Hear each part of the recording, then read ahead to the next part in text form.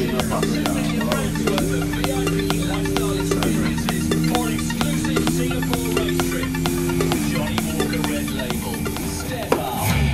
for sale to persons under the age of 18. Don't drink and drive. T's and C's apply. On Metro FM. And as I'm speaking to you guys, I'm watching the screen and the ship up town. Please, I don't want to lie. Like, you must just shift away from the stadium because he's busy telling the pitch. Why do you guys, the Chiefs supporters, get to celebrate our loss all the time? We're the champions, right? Clever, welcome to the show, by the way. How are you doing? It's sad when a champion gets charged by an ant. What should I say by Perlamu? Saturdays, 3 to 6 p.m. DJ. But 16 after 4 o'clock, 3 London Pirates, 1 Kaiser Chiefs. It is the second hour of the show, and we get into that spot where a lot of people want to listen to the entrepreneur. Well, our guest today is a young man who's done extremely well for himself. He's a co-founder and senior director of Amos Kumalo Incorporated. He's an attorney and notary and conveyancer and a specialist intellectual property practitioner, and was the first black person in the country to qualify as an intellectual property practitioner under the auspices of the SA Institute of Intellectual Property Law. He also opened the first black-owned intellectual property. In simple terms, he's a hustler. He's a go-getter.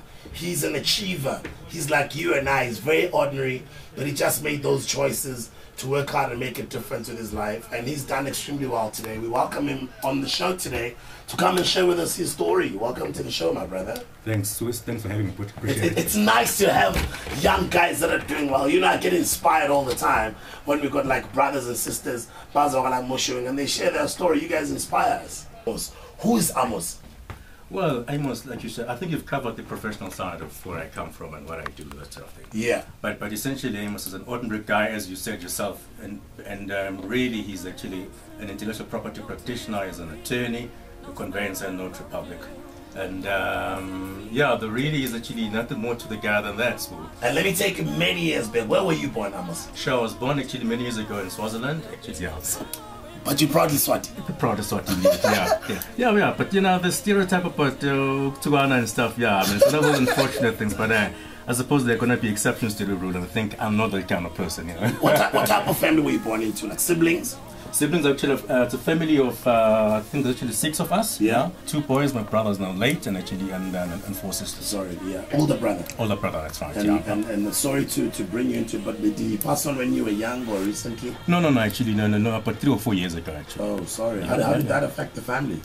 Look, he was actually the older brother, so obviously, I mean, I've got a lot now on my shoulders, courtesy of him passing on. Yeah. But that's really been the one negative impact of that in our family. So you guys were brought up under a family where you had both parents alive? Quite correct, yes. Okay. Yeah. And was it like a religious family or type of? Take us through the type of family it was. No, sure. It was pretty much your average middle class actually family. My dad actually used to be a banker. My mom actually was a school principal. Yeah. And very much religious. I mean, we used to go to Sunday practically to church or mass because we're Catholic practically every Sunday, and we brought up actually with the like a religious ethos and that sort of thing. And which primary school did you go to? The name? Yeah, it was called Assembly of God Primary School. Yeah. So it was a Christian school. Yeah, exactly, Christian school. Okay. Yeah. What are some of the memories of your primary school days? Not too great. I mean, obviously, there's a hell lot of mischief. That's the first thing that comes to mind. A hell lot of mischief, and yeah. My mom was actually, the teacher in the school as well. So even though I was actually a bit mischievous, I had to keep it in check because whatever happened, my mom got to know about it. So you didn't get any special treatment? None of the sort. Okay. I normally used to be the first one to get spanked anyway if there was a mistake to get done. So she was a bit strict. She was a good mother. Yes, a good mother, great mother, absolutely great mother, and yeah, very strict as well. Nice.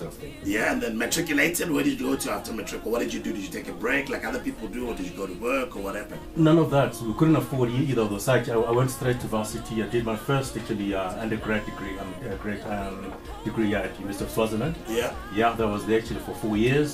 Yeah, doing a BA in law. Yeah. When we come back, we're gonna find out about the mischievous things he got into on campus, and maybe his girlfriend he was dating at the time. And from your tertiary days, we'll move on to his first job and how he started working, how did he get into business and to be the person that he is today. His name is Amos. He's joining us in studio, and thanks a lot for hanging out with us, South Africa. We really appreciate it. Amos Sandile Khumalo is with us in studio. It's 22 after 4 o'clock. It's half time. 3 Orlando Pirates, 1 Kaizer Chiefs. And let me just double check, which team do you support?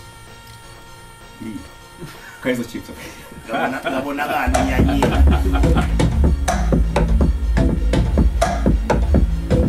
DJ Sbu. Yeah.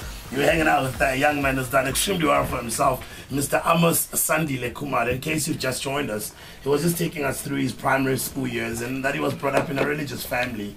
And, you know, the mom was a teacher, and she went on to become a principal, right, you were saying? Yeah. And then he went to high school, and you know, a pretty decent high school. And tertiary education, where did you go?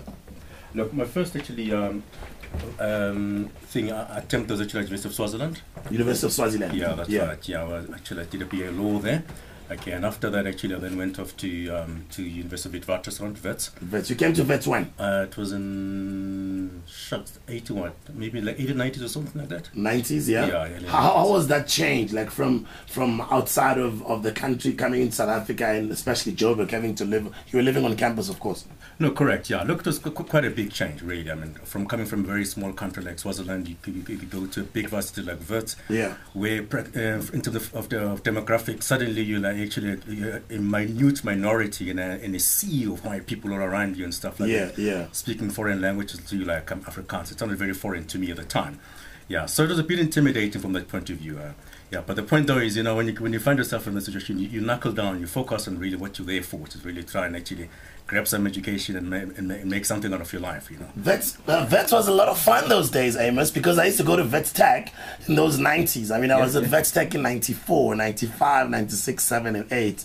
Didn't do my course record time, but Nirna Luchola ko Vets Vasi, and the Banato girls, and just the situation at Vets Varsity was a bit mischievous. What did you get up to on campus, Amos?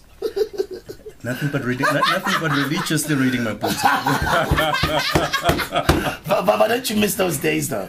Yeah, and actually I do. And besides, those days, a lot of actually like your political activity on campus, and so it's very, very different to I think what it is today. Yeah. So that actually also like added to the experience that one had of campus life at that time. Yeah. Very, very different. I mean, in terms of having to go and toys and stuff like that. It was actually a very different actually time in the history of the country. Yeah. And very interesting and exciting in some ways as well. Yeah. From Vets, you graduated and? Yeah. From there, actually went off to join a local packaging company on the management development program, NAMPAC, where I was there for a couple of years. The idea was actually to try and see if I could actually try my hand in management. I did that. They put me through a management development program with Rhodes University, where I was there for a couple of years. So you had to go and study again at Rhodes? Yeah, but that was basically like on what they call a sandwich place. In other words, you go... Layman terms, please simplify it for the rest of us. No, it's fun. It's not simpler than it can't be simpler than that. You just go there for a while, you go back and you work. After maybe 2 or 3 months, you go back to varsity, you spend a week there. That sort of thing, that sort of arrangement that we had. From NAMPAC, growing within the ranks and corporates? Yeah, from there actually I then went off to join Gillette. South Africa. Was actually in sales. I was there for about 18 or so months. Because I just found sales and marketing very interesting. So I was there actually for a year and a bit, only to discover that it's a whole lot harder than it appears on the outside. I mean, being a salesperson. Because you might do great in 1 month and say, wow, I've made target and stuff like that. Next month, you're back to square one. It doesn't matter what you achieved the previous month. You start from scratch and you work again. It's a heck of a difficult existence. What are some of the things that you learned in that experience of sales and marketing at Gillette? Well, I think the one important thing that one picked up there was actually the importance of perseverance. Because you were dealing there, I mean, I was actually, my stores were actually in Pretoria. Yeah. Yeah, and in those days, I mean, we were not really doing what is so-called black people's job, so to speak. Yeah. The kind of managers that you deal with sometimes will treat you like trash, quite frankly. But the point is, you're representing a great world-class product. You believe in your product and you punt it to the managers. They get your sales in there. But generally, one thing I picked up was the fact that, you got to actually know what you're worth. in spite of actually what people trying to do to pull you down professionally, and punch your brand and then believe in your brand and actually and stand up to adversity. That's really one thing I learned from that. We're about to get into the second half of the game, Kaizer Chiefs and Orlando Pirates.